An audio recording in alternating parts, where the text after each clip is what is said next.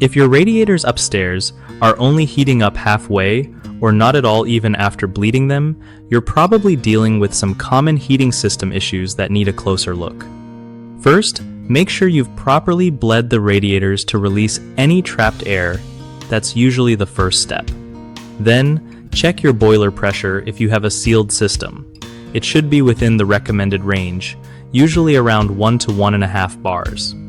If both those things are fine and your radiators are still not heating fully, the problem might be the pump struggling or dying, which means it's not circulating hot water properly.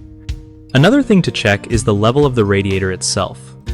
Sometimes if it's tilted back a bit, it traps air and stops heating evenly. You can try lifting one end slightly to create a better pitch so water flows freely. Also, make sure all the radiator valves are fully open because sometimes they get stuck or accidentally closed.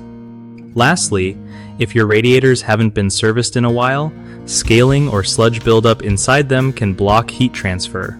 Flushing them out might help. One of the biggest mistakes people make with radiators not heating up is ignoring the boiler pressure, which often drops without notice and causes uneven heating. Fix this by keeping an eye on the gauge and topping up water if needed. Another common issue is not fully bleeding air out of the radiators.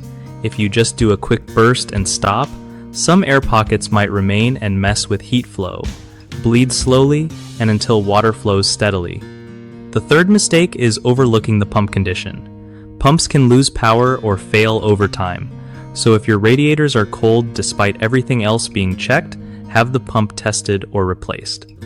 BigHomeProjects.com is great if you're looking for reliable local contractors who actually know how to fix heating systems and other home issues without ripping you off. Plus, it helps contractors connect with homeowners who need their skills, making sure everyone wins and your home gets fixed right.